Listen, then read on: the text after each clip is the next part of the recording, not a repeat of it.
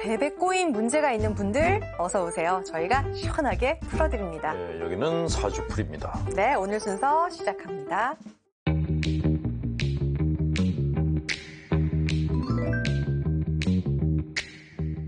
우리의 신앙과 깊은 내면을 살펴보는 영성과 심리 시간입니다. 언젠가 신부님께서 신앙은 건강하게 하는 것이다 라고 말씀을 하셨는데요. 사주풀이를 진행을 하면서 이 마음의 근육이 좀 단단해진 거를 느껴요. 네. 마음의 근육을 심근이라고 하거든요. 네. 근데 마음의 근육이 단단해졌다는 거는 뻔뻔스러워졌다는 거예요. 그런가요? 왜냐하면 신부님의 어떤 공격에도 전혀 굴하지 않는 그런 마음이 됐습니다. 네, 빛나자매는 남편 얘기할 때만 흔들리지 딴 맞아요. 얘기할 때는 전혀 흔들림이 없어요. 세상 흔들리죠. 예. 자, 영성과 심리 함께 시작해 볼게요. 예. 자, 첫 번째 사례는요. 우리는 순교자나 성인을 거룩한 분이라고 칭하잖아요. 우리에게 거룩한 삶이란 어떤 건가요, 신부님? 제가 그럼 질문 하나 드릴게요. 네. 거룩한 삶 그러면은 느낌이 어때요? 가벼워요, 무거워요? 무거워요. 왜 무거울까요? 왜냐면은 거룩하게만 살아야 하는 그런 게 막 약간 억압이 느껴져요. 거룩하게 산다는 게 네. 어떻게 사는 거죠? 구체적으로? 약간 유흥을 멀리하고 기도하고 집에 있고 밖에 나가지 말고. 아니 나는 왜 유흥이 먼저 생각나지? 유흥이라고 대답한 사람은 처음 봐서. 기도 많이 하고. 예, 보통 뭐 거룩한 삶을 사는 게 어떤 거냐 그러면 네. 뭐 하루 종일 기도하고 성경 보고 사람들을 만나서 이렇게 쓸데없는 얘기 안 하고 이렇게 얘기를 하는데 유흥을 멀리한다는 유흥 멀리해요. 유흥을 되게 좋아하나 봐요. 아니 멀리합니다. 멀리한다고요? 아멘. 네, 거룩하게. 예. 자, 거룩함 그러면은 많은 분들이 부담감을 느낍니다. 저도 그렇고 거룩한 삶이라는 것은 뭔가 속되지 않고, 맞아요. 이해관계 따지지 않고 희생하고 그런 삶을 생각하는 것 같아요. 실제로 우리가 성인이라고 이렇게 칭하는 분들을 보면은 헌신적인 분들, 정말 다른 사람들 위해서 목숨을 내놓은 분들, 그런 분들이 거의 대부분이거든요. 그러다 보니까 신자분들이 나는 저렇게 되지 못하는데 자격지심, 그리고 종교적 열등감. 나는 부족해. 그렇지. 저렇게 사는 분들만 천당 가고 나는 못 갈지도 몰라? 라는 그런 생각들을 갖게 돼요. 네. 예. 그런데 제가 생각하기에는 거룩한 삶이라는 것은 그 페이스가 레벨이 다 다르다고 생각해요. 이렇게 사는 분도 있지만은 자기 레벨에 맞게 자기 수준에 맞게 사는 사람도 괜찮을 거다라고 생각하는 거예요. 그리고 더 중요한 거는 내가 거룩한 삶을 살았는가 안 살았는가 하는 것은 나 스스로 얘기하는 게 아니고 다른 사람들이 평가해 주는 거거든요. 타인들이 평가해 주는 거죠. 실제로 성인들은 본인들이 거룩하지 않다고 하는 사람들이에요. 네. 그러면 스스로 거룩하다고 하는 사람들은 누굴까요? 저기죠. 사이비 교주들이죠. 그렇죠. 네. 사이비 교주들은 스스로 거룩한 자라 그래요. 예, 그래서 사이비 교주들은 루시펠 컴플렉스에 걸렸다. 하나님과 이렇게 동등하게 맞서려고 했던 루시펠의 후손들이다라고 얘기를 하는 것입니다. 가톨릭교에서는 이제 겸손에 대해서 얘기를 하는데 겸손은 영어로 humility, 라틴어로 humilitas. 그 어원은 humus, 땅이란 뜻이에요. 땅이요? 예, 자, 나는 사람들이 나를 갖다 밟고 가도 되는 땅이라고 자기를 낮추는 사람, 그런 사람을 우리는 성인이라고 불러요. 네. 근데 스스로 높이는 사람은 사탄의 자식이라고 부르죠. 그러니까 사이비 교주들을 보면은 저 사람들은 하나님의 종이 아니구나 하는 생각을 갖지 않을 수가 없죠. 근데 신부님, 그러면은 좀 거룩한 삶을 살려면, 그러니까 각자의 위치에서 거룩한 삶을 살려면, 그래도 어떻게 해야 된다? 구체적인 그런 게 좀 있으면 좋겠어요. 저는 심리학 공부하면서 예전에는 사람들을 다 사랑해야 되나? 그런 생각을 했었는데 그게 너무 힘들더라고요. 그럼요. 내가 싫어하는 사람들도 있는데 맞아요. 다 사랑하려고 그러니까 밤에 잠을 못 자겠는 거예요. 그런데 심리학 공부하면서 그게 좀 정리가 됐어요. 일단은 내가 사랑은 아니더라도 그냥 네. 존중까지는 해주자.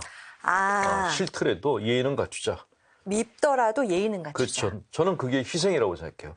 나는 사실 저 사람의 싸대기를 때리고 싶은데 그걸 참고 예의 바르게 얘기해주는 거. 이게 가장 큰 희생이 아닌가 하는 생각이 드는 거예요.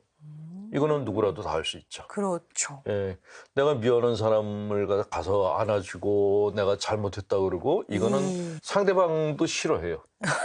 부담스럽겠다. 갑자기 내가 미워하는 놈이 나한테 와가지고 사랑합니다. 주님이 그러시는데 너를 사랑하랬다 그러면서 안아주면은 그 사람이 반가워하겠냐고요. 웬 또라이가 왔다 그러면서 쫓아낼 거란 말이죠. 막 그런 거 있잖아요. 너를 용서할게. 막 이런 말도. 그건 가장 재수없는 소리예요. 예. 맞아. 내가 언제 널 보고 용서를 처한 적이 있어? 그러니까. 라고 들이받는단 말이죠. 그러니까 제일 좋은 건 그냥 존중, 딱 그거인 것 같아. 저 사람과 내가 적당한 거리를 두고 존중해 주는 거 거기까지가 제일 좋은 것 같고 그러다 천당 못 가면 어떡하냐 걱정하는 분들이 있어요. 신부님 책임지실 거예요? 예. 천당에도 월세방도 있고 반지하도 있으니까 내가 거기 정식으로 입주는 못해도 세입자로 들어갈 수 있어요. 지효. 이 세상에서 그렇게 월세로 살았는데 거기 가서 또 월세로 살아야 돼요? 억울해. 예.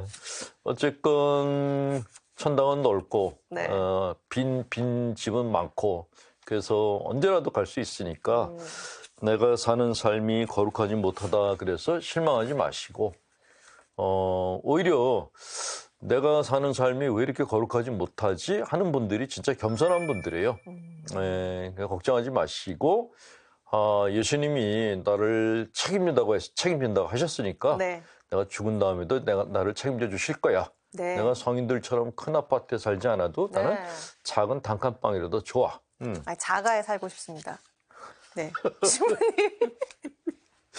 그러면은 본인의 욕구를 자꾸 신앙에다 투영하시면 안 돼요. 아니 또 올라가서 월세 살아야 된다. 지긋지긋합니다 아주. 네. 그렇습니다. 각자의 위치에서 거룩한 삶을 살면 된다. 부담 갖지 말고. 네. 자, 순종의 아이콘 하면은 성모 마리아가 떠오릅니다. 근데 이 순종도 참 어려운 게요. 순종하기 쉽지 않거든요, 신부님. 순종과 또 복종이 또 다르잖아요. 어떻게 다른가요? 순종 그러면 시어머니가 먼저 생각나죠. 아닌가요? 순종하지 않아서.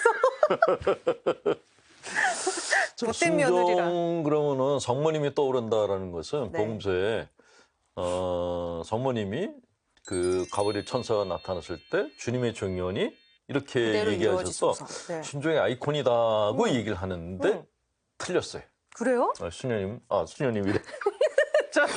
성모님은 절대로 순종적인 분이 아니었어요. 엄청 대차고, 그러니까 시골 안악이었어요. 고집센 시골 안악. 근데 어떻게 그거를 받아들이셨을까요? 아니 생각해봐요. 그 당시에 처녀가 임신하면 돌에 맞아 죽어요. 근데 오케이 그랬어요. 오케이? 네. 진짜 순종적이고 약한 사람이었으면 나는 못해요 그랬다고.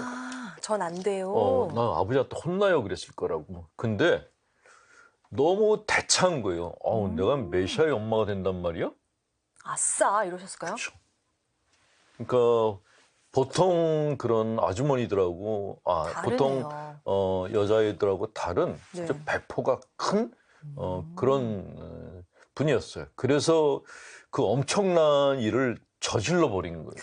그러네요. 대단한 진짜 대단한 사고네요. 여장부예요, 여장부. 그러네, 여장부네요. 이 여장부 기질이 또 언제 드러나냐 하면은 그 가나안에서 그 술 기적이 일어났잖아요.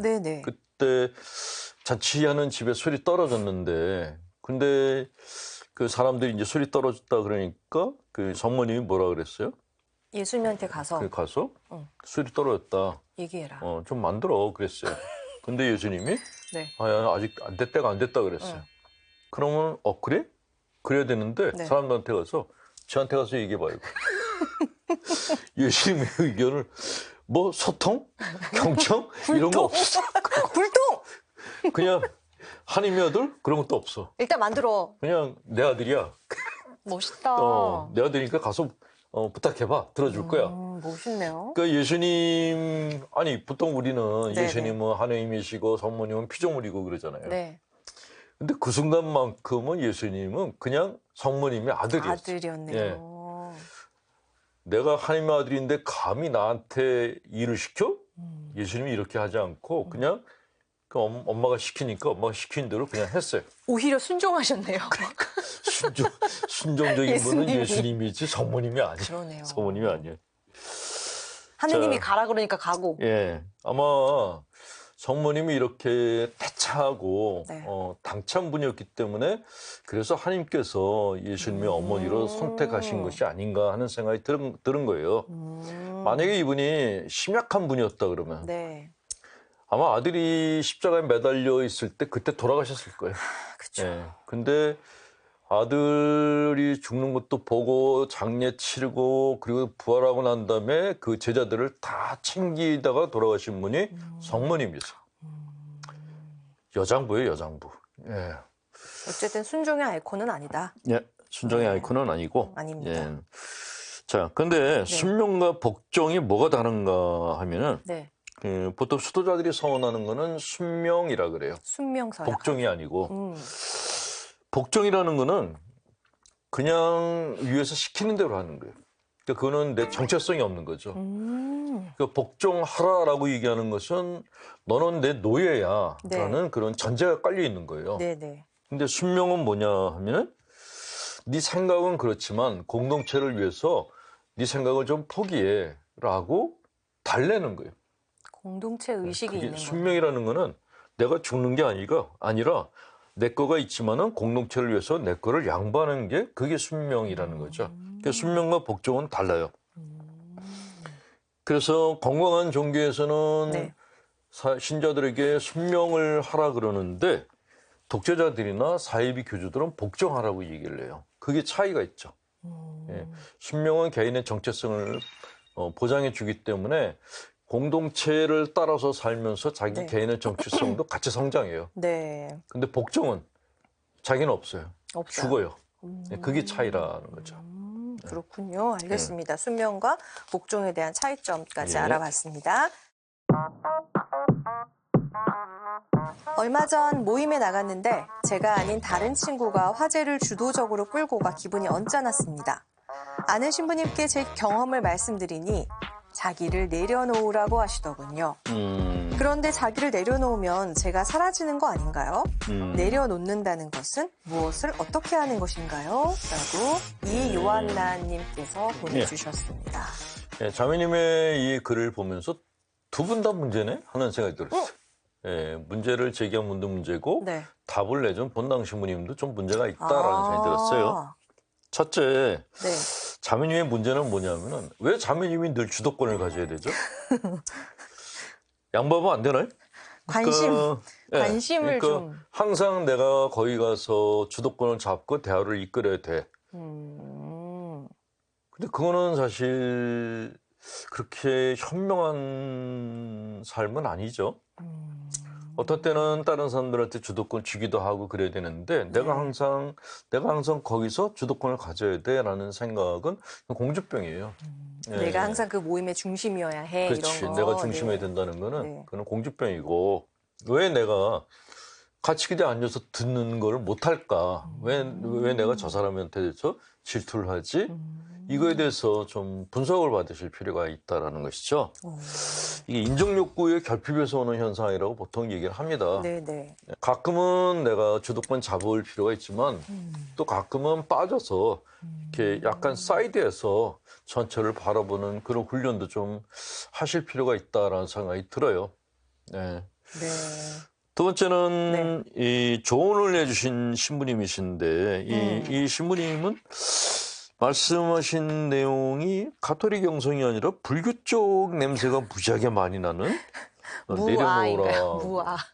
자기를 내려놓으라 그러는데 아니, 뭘 내려놓? 어떻게 내려놓죠? 그러니까. 관심 받고 싶은 걸 내려놓으라는 아니, 이게 뭐 말씀이신가? 밥그릇을 내려놓는 것처럼 밥그릇이 보여야 되는데 자기라는 건 보이지도 않는데 그걸 어떻게 내려놔요? 애매모호하고 추상적인 조언은 듣는 사람을 더 혼란스럽게 만들어요. 그러니까 얘기하는 사람은 자기 얘기에 취해서 얘기해요. 맞아요. 마음을 비워, 마음을 내려놔. 이거는 자기 도취에 빠진 언어들이에요. 근데 상담에서는 네. 상담가들은 그렇게 애매모호하고 추상적인 언어들을 절대로 안 써요. 굉장히 현실적이고 디테일한 얘기를 해요. 뭐라고 해주고 싶으세요, 이분한테? 예를 들면은 일단은 화가 났잖아요. 네. 그러면은 회합이 끝나고 난 다음에 혼자서 집에 가서 그 주도권을 잡은 여자하고 똑같이 생긴 인형을 만들어서 거기다가 패대기 좀 이렇게 주먹질을 하고 그래라라고 아주 현실적인 진짜요? 속상하니까. 속상하니까. 화가 났는데 화를 풀어야 될 거 아니에요.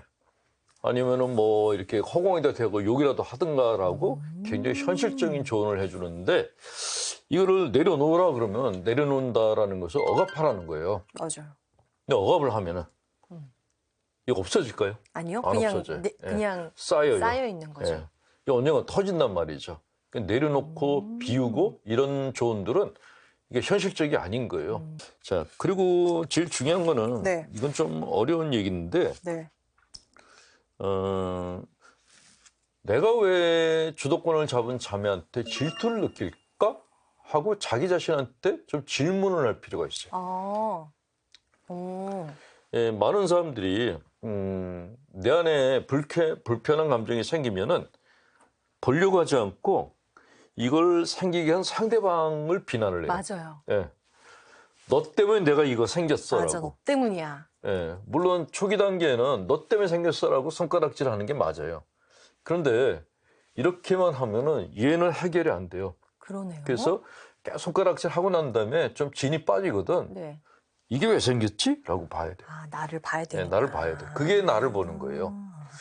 그게 나를 내려놓는 시간이기도 한 거예요. 그러니까 막 흥분해 있을 때는 내가 안 보여요.